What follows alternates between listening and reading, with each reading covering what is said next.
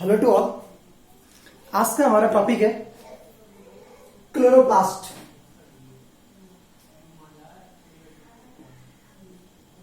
यानी कि हरित लवक की संरचना, स्ट्रक्चर ऑफ क्लोरोप्लास्ट, हरित लवक की संरचना। इसके पहले प्रीवियस वीडियो में हमने पढ़ा था, प्लास्टिड पढ़ा था, प्लास्टिड के प्रकार पढ़े थे और उसमें से एक प्रकार है हमारे पास में क्लोरोप्लास्ट यानी कि हरित लवक की संरचना। पौधों में जो हरा रंग होता है वो हरा रंग किसके कारण होता है? हरित लवक के कारण। देखिए हरित लवक की संरचना में यह एक दोहरी झिल्ली से घिरा हुआ डबल मेम्ब्रेन, यह एक दोहरी झिल्ली से घिरा हुआ एक कोशिकांग होता है डबल मेम्ब्रेन। देखिए मैंने आपको प्रीवियस वीडियो में पढ़ाया था कि हरित लवक जो होता है वो अंडाकार या डिस्क के आकृति का होता है, लेकिन उसमें भी उसके अलावा भी कई आकृति के अंदर, जैसे घोड़े की नाल के समान भी ये पाया जाता है। ध्यान रखना, हरित लवक जो है डबल मेम्ब्रेन है, दोहरी झिल्ली से घिरा हुआ कोशिकांग है। सबसे बाहरी झिल्ली कहलाती है, सबसे बाहरी मेम्ब्रेन बाहरी झिल्ली कहलाती है। फिर उसके अंदर की मेम्ब्रेन को हम लोग कहते हैं आंतरिक झिल्ली। दो झिल्लियां इसके अंदर पाई जाती है, बाहरी झिल्ली व आंतरिक झिल्ली। ठीक है, देखिए और इन दोनों झिल्लियों के मध्य का जो अवकाश है ये कहलाता है पेरी प्लास्टिडियल स्पेस। ठीक है, दो झिल्लियां हैं, दो झिल्लियों से घिरा होता है, बाहरी झिल्ली और एक आंतरिक झिल्ली। इन दोनों झिल्लियों के मध्य का अवकाश कहलाता है पेरीप्लास्टिडियल स्पेस। ठीक है, और ध्यान रखना प्रत्येक झिल्ली की मोटाई, ये जो बाहरी झिल्ली और आंतरिक झिल्ली है इसकी मोटाई होती है 75 एंगस्ट्रॉम। प्रत्येक झिल्ली की मोटाई कितनी होती है?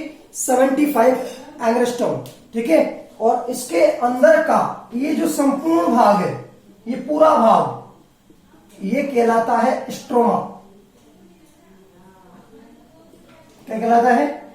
स्ट्रोमा। इसमें प्रोटीन, आरएनए, डीएनए, इसके बाद एक्स्ट्रा डीएनए जो प्लाज्मिड होता है वो 70s राइबोसोम, वो सारे इसके अंदर भरे हुए रहते हैं। ठीक है, और वो उसको संपूर्ण रूप में क्या बोल देते हैं? स्ट्रोमा बोल देते हैं। ठीक है, तो इसका अंदर का संपूर्ण भाग कहलाता है स्ट्रोमा।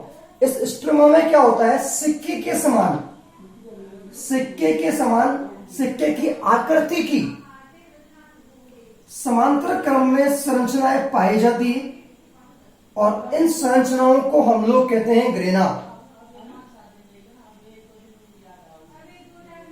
ठीक है, और एक हरित लवक में, ध्यान रखना, एक हरित लवक में लगभग या एक क्लोरोप्लास्ट में लगभग 100 से 200 ग्रेना होते हैं।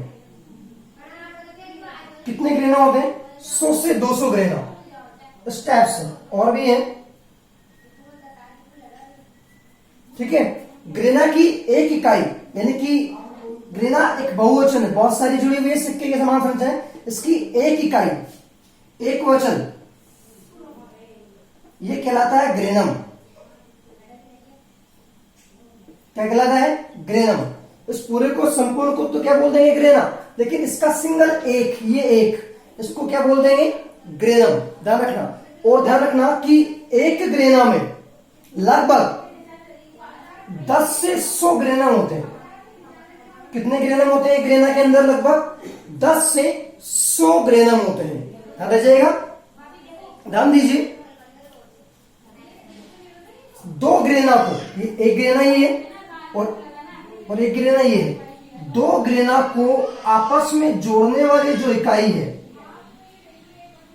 स्टेप्स में, दो ग्रेना को आपस में जोड़ने वाली जो इकाई है ये कहलाती है थाइलेकोइड, या इसे एक और नाम से पुकारते हैं लैमेली, या इसे एक और नाम से पुकारते हैं इरेट चैनल। इरेट चैनल। तो ध्यान रखना, दो ग्रेना, एक ग्रेना ये हो गया, एक ग्रेना ये हो गया, तो दो ग्रेना को आपस में जोड़ने वाली इकाई थाइलेकोइड, लैमेली या इरेट चैनल कहलाती है। ठीक है। अब ध्यान रखना कि ये जो थायलेकोइड है और ये जो ग्रेना है, इनके ऊपर क्लोरोफिल के अणु पाए जाते हैं। ये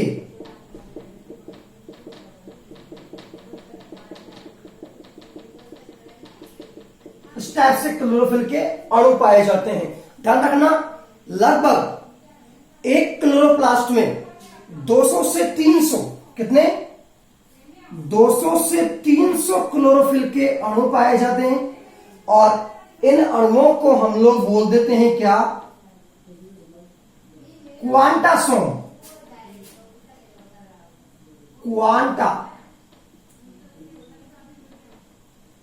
क्वांटासोम ध्यान रखिएगा। इसमें लगभग जो हमारे ग्रेना है और जो थाइलेकोइड है, इनके ऊपर क्लोरोफिल के 200 से 300 अणु एक हरित लवक में पाए जाते हैं, जिन्हें हम लोग क्या नाम देते हैं, क्वांटासोम नाम देते हैं। ध्यान रखना, क्वांटासोम की खोज करी थी, खोज पार्क एंड बिगिंस ने।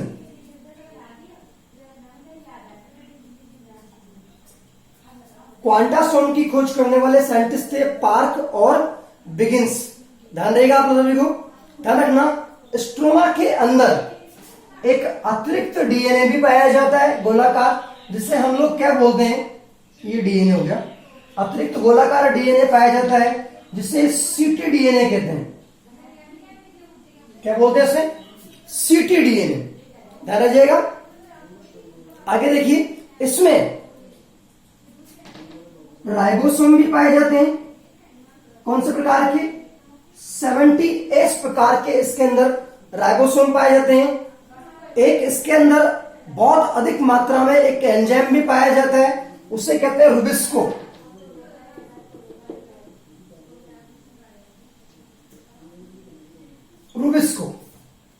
तो ध्यान रहेगा, ये हमारे पास किसकी संरचना हो गई, क्लोरोप्लास्ट या हरित लवक की संरचना। दोहरी झिल्ली से घिरा हुआ डबल मेम्ब्रेन, यानी कि दो झिल्लियां इसके अंदर पाई जाती है, एक बाहरी झिल्ली और एक आंतरिक झिल्ली है। प्रत्येक झिल्ली की मोटाई 75 एंगस्ट्रॉम होती है। ध्यान रखना, इन दोनों झिल्लियों के मध्य का अवकाश पेरिप्लास्टिडियल अवकाश कहलाता है। बीच का खाली स्थान कहलाता है स्ट्रोमा, जिसमें प्रोटीन, डीएनए, आरएनए वगैरह पाए जाते हैं। इस स्ट्रोमा के अंदर, ये जो स्ट्रोमा है, इसके अंदर सिक्के के समान समांतर क्रम में व्यवस्थित संरचना पाई जाती है, जिन्हें ग्रेना कहते हैं। एक हरित लवक में 100 से 200 ग्रेना होते हैं और इसके एक वचन, यानी कि हम लोग इसकी एक इकाई को, ग्रेना की एक इकाई को हम लोग ग्रेनम कहते हैं। और ध्यान रखना, एक ग्रेना के अंदर 10 से लेके 100 तक क्या पाए जाते हैं, ग्रेनम पाए जाते हैं। ध्यान दीजिए, दो ग्रेना को जोड़ने वाली जो इकाई है वो थाइलेकोइड से लैमेलिया एलिट चैनल कहलाती है। ठीक है, ये जो थाइलेकोइड्स है और ये जो ग्रेना है, इनके ऊपर क्लोरोफिल के अणु पाए जाते हैं। लगभग एक हरित लवक में 200 से 300 अणु पाए जाते हैं, जिन्हें हम लोग क्वांटासोम कहते हैं। और क्वांटासोम की खोज करने वैज्ञानिक थे park and begins.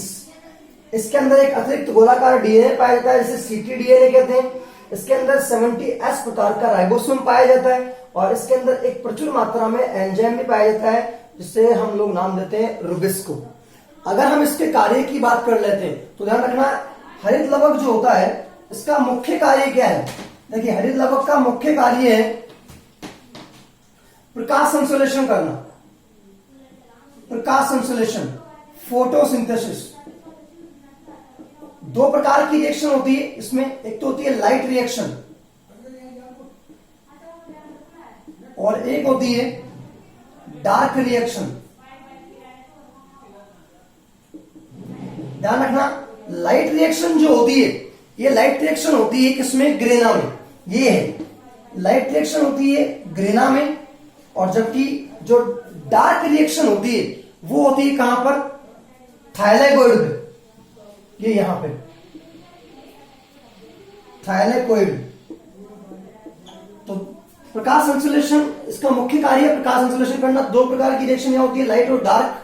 Light reaction होती है ग्रेना में, जबकि डार्क रिएक्शन होती है कहां पर, थाइलेकोइड में। इसका जो दूसरा मुख्य कार्य है, आपको ध्यान रखना है, पौधों को हरा रंग देना, पौधों को हरा रंग प्रदान करना। और इसका तीसरा कार्य है O2 और CO2, O2 है CO2 का संतुलन करना। ठीक है, तो ये हमारा क्लोरोप्लास्ट की संरचना है। नेक्स्ट वीडियो में हम नेक्स्ट टॉपिक के बारे में अध्ययन करेंगे। थैंक यू सो मच, और प्लीज वीडियो को